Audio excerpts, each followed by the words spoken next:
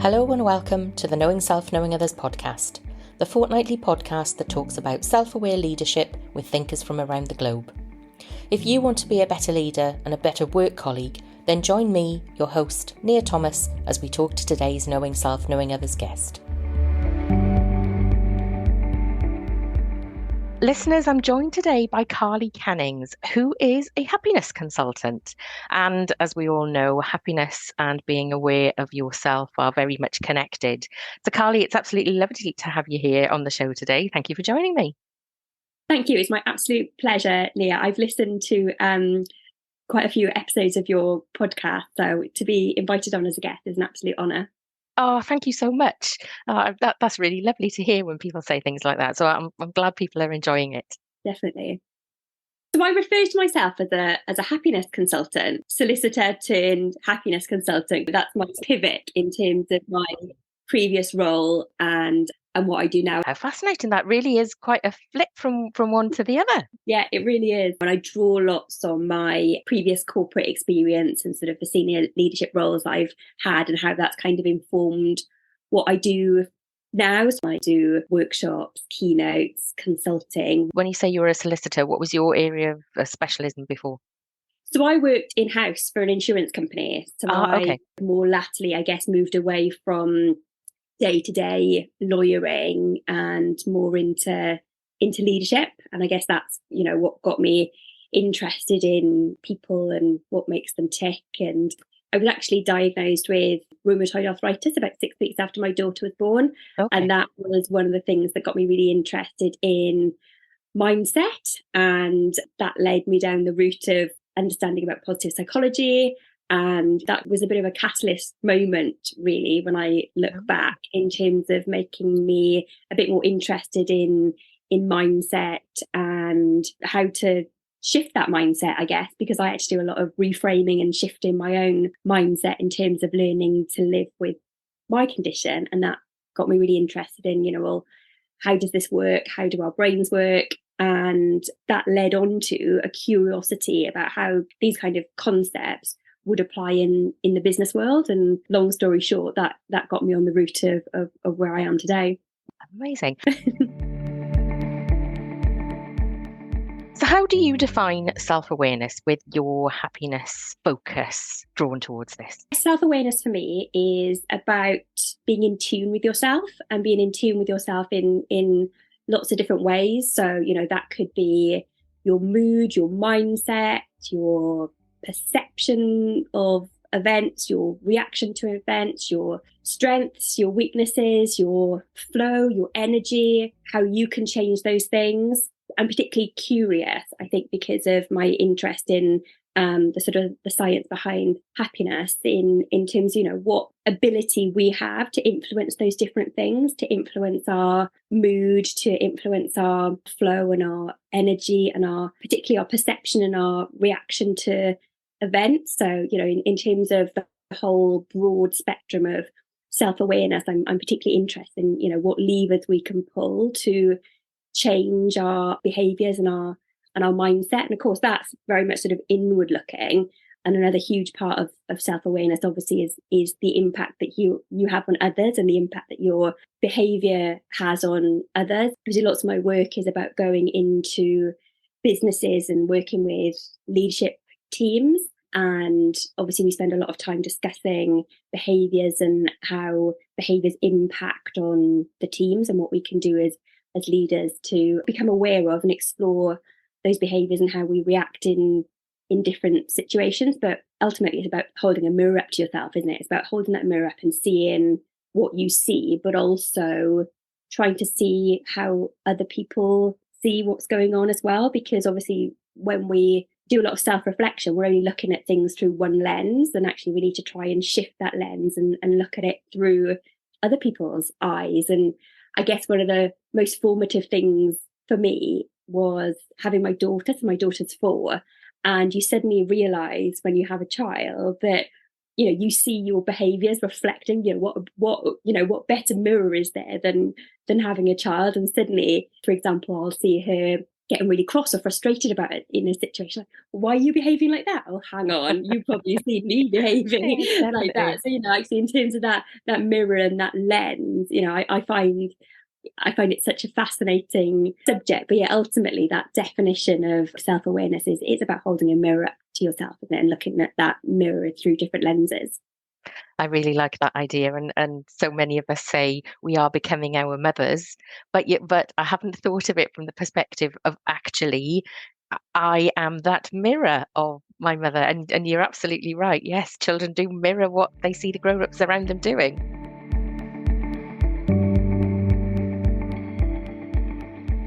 What are your thoughts on the relationship between self-awareness and leader effectiveness? I think being an effective leader, you have to have self-awareness.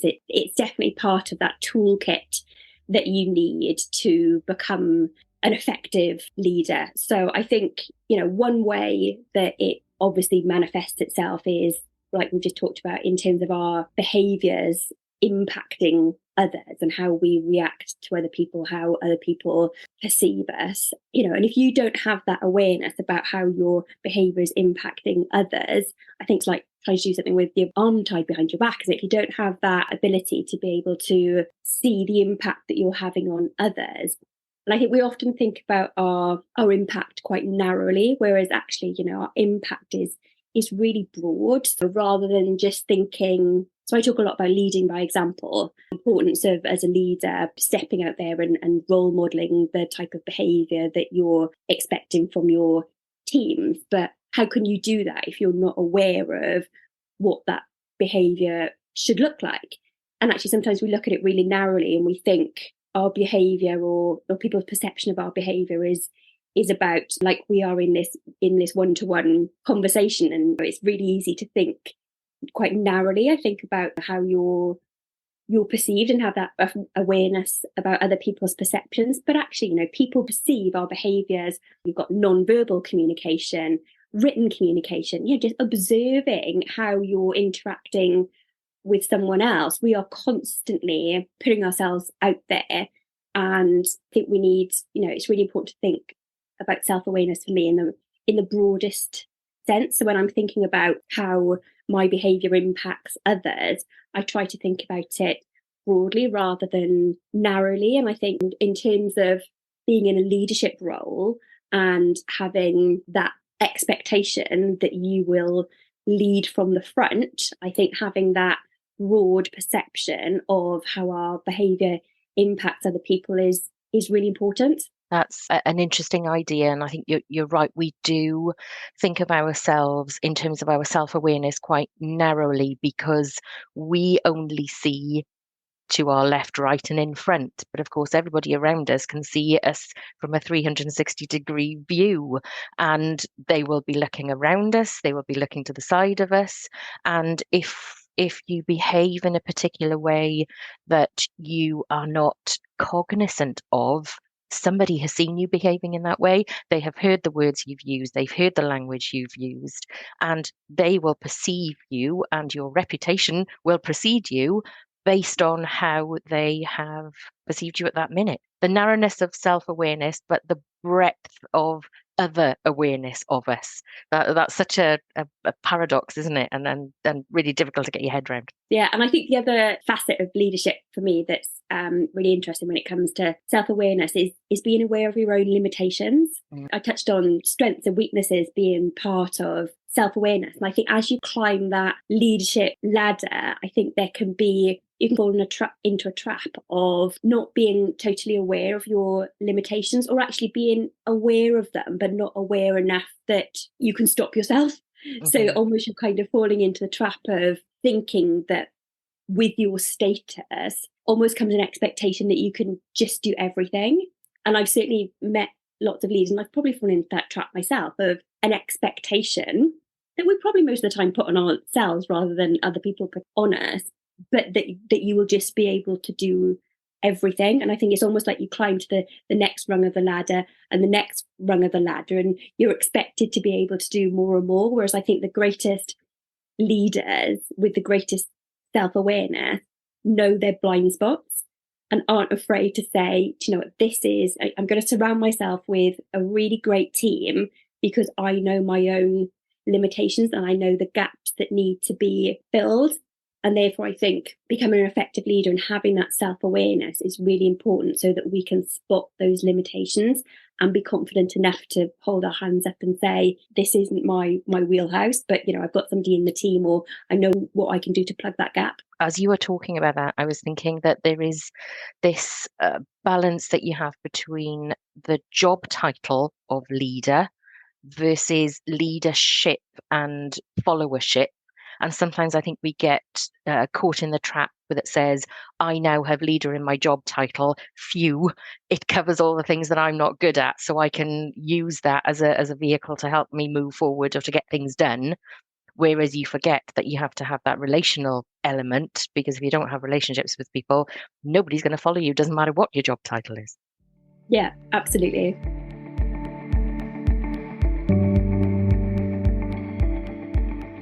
Do you think effective leaders can be found at all levels, and why?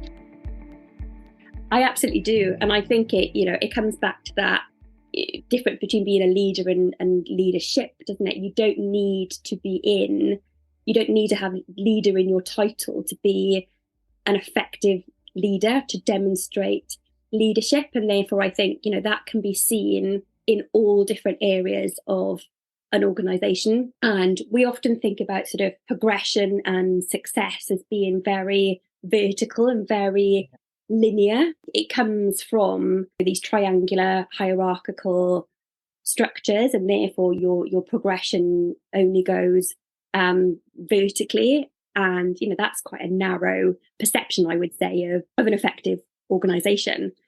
And therefore, I think more organizations are moving to flatter management structures, flatter organizational design.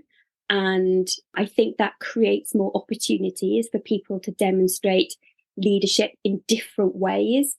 That it means that just because you are, I guess the old school route to being a leader was you became very good at your technical role, and somebody goes, oh, you were excellent at your role. Now you sort of reached your peak, or we'll give you some people to manage. And obviously we know that doesn't necessarily make for the best leaders. But actually, how do you create opportunities then in that very vertical structure? How do you create opportunities for those people who might have great leadership skills, but maybe they're not people managers? Maybe people management isn't their thing, either because they're so passionate and so good about their technical capabilities, or just because that's not for them. And I think we often associate or assume that people management and leadership are the same thing, and I really don't think they are. I think there are so many opportunities for leadership and to demonstrate leadership that is outside of those traditional people management roles. And therefore, I truly believe that you can see leadership and, really good leadership in every corner of an organization. What is your experience of working with teams or organizations in terms of happiness and leadership? It was something that Matthew Phelan said when I spoke to him, that they have data that says that there is a greater correlation between seniority in an organization and happiness, which I wasn't expecting him to say at all. But are you finding that in terms of leaders at all levels? Is there happiness at all levels? Is there greater happiness at the very top of that pyramid that you were talking about? Yeah, that's really interesting. And I did listen to that episode, and I, like you, was amazed that I hadn't seen that bit of data, and I'm going to go away and look it up myself, because I'm so fascinated, because I, like you, was totally surprised at that. And I would be really interested to dig a bit more into that data to understand a bit more about what goes on behind that, because it's certainly not what I see from my experience in working with organizations. But people, and I love there's some research about how people refer to their work. It's quite well known in sort of the positive psychology field about whether you refer to your work as a job, a career, or a calling. And the research shows that it is agnostic of the status of your job, how you refer to it. And there were doctors in the study that referred to their work as a job, and there were, cleaners that referred to their work as a calling. And I think, to me, that marries much more with what I see, that it is about finding meaning and purpose in your work, because we know that they are huge drivers when it comes to happiness. And actually finding meaning and purpose doesn't mean that you have to be in a senior role to have meaning and purpose. You can find meaning and purpose. Your job could be to deliver the post. You could be an office junior opening the post and taking the post round every day, and you could find absolute meaning in that work and be really happy. Whereas you could be a leader, a really senior leader, who's kind of almost got there by accident. And kind of that's what, my journey was a little bit like, in that I became good at my job and I got the next promotion, and I got the next promotion without really consciously thinking that I wanted a senior leadership role. I just kind of kept going. And that's not to say that I was at the job end rather than the calling end, but somebody who's really intentional and has a really good awareness of what it is that makes them tick and makes them happy. I don't think for me that necessarily correlates with any level of seniority.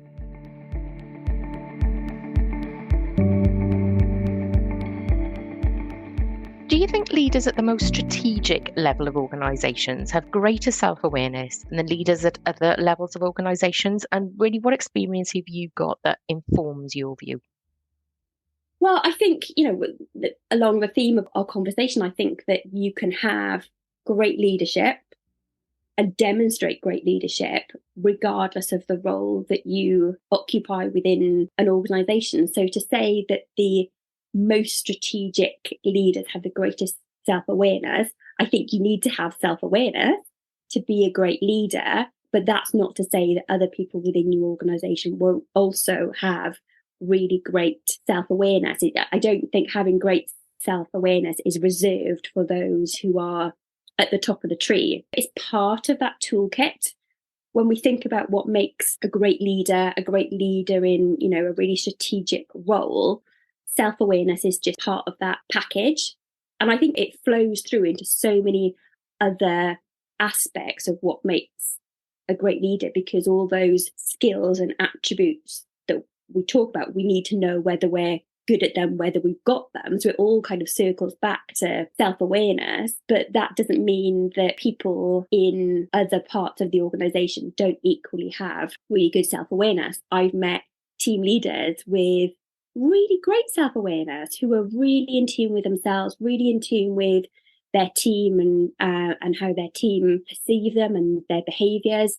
And equally, I've met really senior leaders who have very little self-awareness and have maybe ended up there because rather than having great self-awareness, they've got great self-promotion, they've got great self-confidence. And I suppose that comes back to something else that I'm really passionate about, which is diversity in leadership. And I think there's a lot of exploring to do in the business world about, why we haven't got more diverse boards, more diverse senior leadership teams. And I suppose, it's coming off topic slightly, but I think when you think about the attributes that make a great leader, absolutely, self-awareness is really important. But what are the other things that are meaning people with really great self-awareness and really great toolkit of leadership tools aren't accessing those more senior roles? I think that's something that I'm particularly interested in.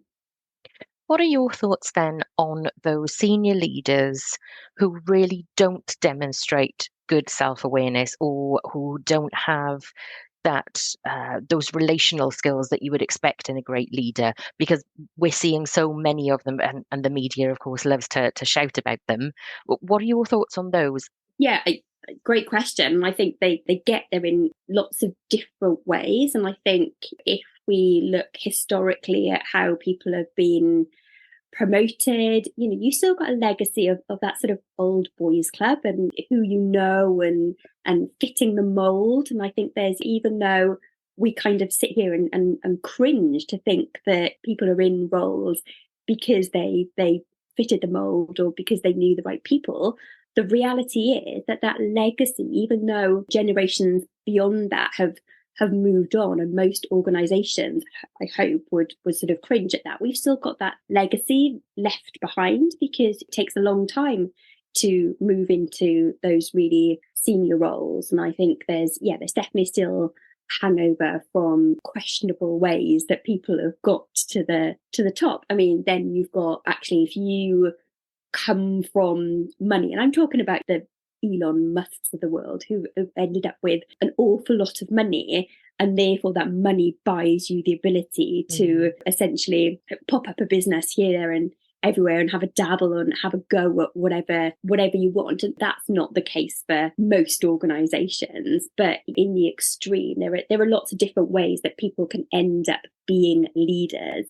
And sadly, it's not always because they are great leaders that have great leadership skills. I think I'm particularly passionate about what happens to women returners from maternity leave, and why businesses aren't more aware of protecting that talent and nurturing that talent. And I think so often employers want to do the right thing and want to sort of pay lip service to the fact that they're inclusive, that of course, we allow part-time working and all this stuff, but actually you've got to live and breathe those values. And it's all well and good having policies and procedures, but actually if that isn't embedded in your culture, then those people are going to be disadvantaged, and they're not going to be able to move through. And I think it comes back down to culture as well. I think what culture is within that organization, and do the people with the best talent and the biggest potential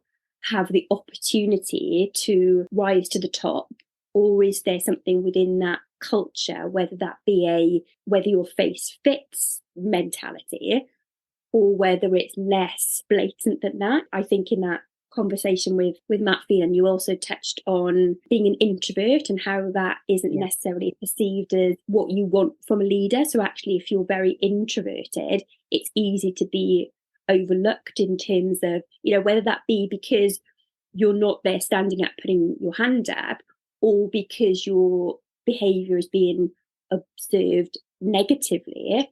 And that's an incredibly naive approach to take. But culturally, I think there is still that bias. And I think we've moved away a lot from, or in the process, I should say, of moving away from what we class as kind of typical bias. So bias on the basis of race, gender, sexuality. But bias goes far further than that. We're biased towards introverts when it comes to opportunities for leadership. I think bias has all different forms outside of just sort of legal discrimination. I think, that's probably another reason why we haven't got that diversity in leadership in some organisations. I think I would agree with you that our understanding of diversity, and neurodiversity particularly, is very much at the outset, and where we really need to think about the less common or the more subtle neurodiversities that we see in people's behaviours. Because actually, I was speaking to John Rennie, and he was saying, listen to the quieter voices, because sometimes they're the ones with the answers that you really need in your organisation. Yeah, and linking it back to happiness, having a culture where people feel heard is so important. We know from various studies that being listened to is really important in terms of your happiness at work. People need to feel fairness, and they need to feel listened to. And actually, if you don't embrace diversity and you don't have an inclusive culture, you're not going to listen to all the voices.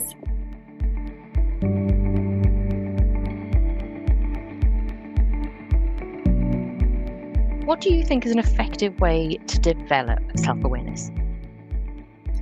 Oh, so I love this question, because I'm really interested in sort of reflective practices in general. And I spend a lot of time reflecting, and I find that's a really important part of my personal development. For me is reflective. And I was thinking, well, how does that manifest itself for me? Because I think for me, it's so much a part of my toolkit, I suppose, that it's very much second nature. and I find myself reflecting. I don't find that I have to carve out that time. I think I do it quite naturally, but I know that's not the case for all people. So much like I talk about when I talk about happiness, I say start with just being curious about. So when I talk to people about how might you become happier at work, then I start by saying, well, don't set your expectation of being happier. Set your expectation initially with just being curious and being interested in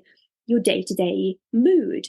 And I think that equally applies to self-awareness more broadly. So I think, starting with that curious mind, reflecting on an interaction or a conversation. And you've got to be careful that you don't fall into this trap of self-criticism and, constantly critiquing, becoming this sort of voice in your head that is constantly critiquing your performance. You need to find a way of doing it as objectively as possible, which I think is really hard. And obviously you're doing it yourself by your very nature. You're not doing it objectively, but it's almost kind of imagining a narrator, an external narrator who is observing and looking at what you're doing, so you can kind of sanitize it a little bit so it doesn't become too tainted with emotion. And of course you can draw on other people to broaden that 360 view, so you're not constantly only seeing things through your own lens. But I think, just being really curious. And I've just started reading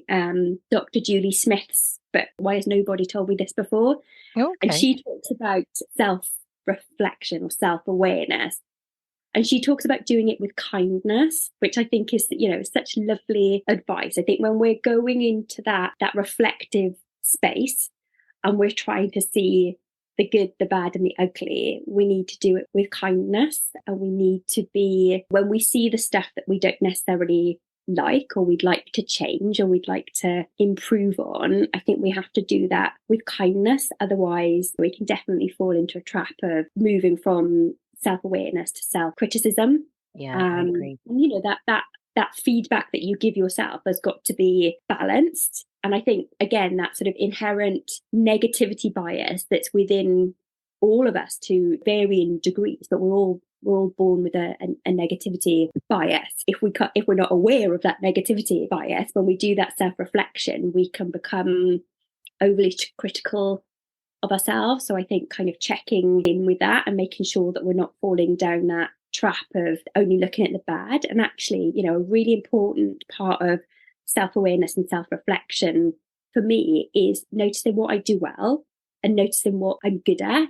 And it takes a little bit of time to become comfortable with that kind of self-feedback and saying, oh, do you know what, actually, I thought I did really well. I delivered that workshop. I was really on top form today. And I think there's something about the female brain as well, that we are much less likely to be comfortable with that self-praise element. So, and again, the first step is just being aware of that and just knowing that negativity bias might creep in and that we might need to recenter our perception of things. I often refer to when we're thinking about sort of our inner critic and falling into that trap and the perception of an event, and we look at something and we think, oh gosh, that went terribly. What would you say if a friend was in that situation? Is that kind of like the friend test, isn't it? Well, what would stop talking to yourself for a minute and pretend that it was a friend in that situation? You were giving feedback on your friend's performance, and chances are you'll be an awful lot kinder when you're thinking, when you can make that sort of level of detachment. So I think, in terms of being self-aware and developing that self-reflective practice, it's a journey. And I think just starting with that curiosity and building on it, I think is really a great place to start. I really like that idea. Lots of people have spoken to me about brutal honesty when you're being reflective, but there is definitely something about that balance between brutal honesty and kindness.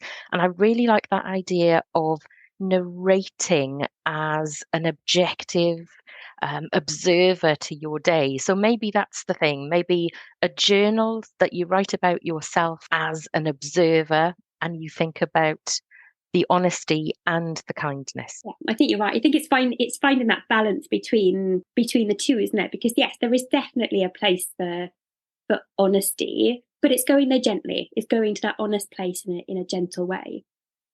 And what a fabulous way to end our podcast. Gently, honestly, and on a road to self-awareness. Carly, it's been really, really great having the conversation. I've thoroughly enjoyed it. It's been fabulous. We've had some tech issues and we've made it through. So I think it's been absolutely brilliant. Carly Cannings, thank you so much for joining me. Thank you, Nia. Thanks for having me. Absolute pleasure. Thank you for joining me, your host, Nia Thomas, at the Knowing Self, Knowing Others podcast.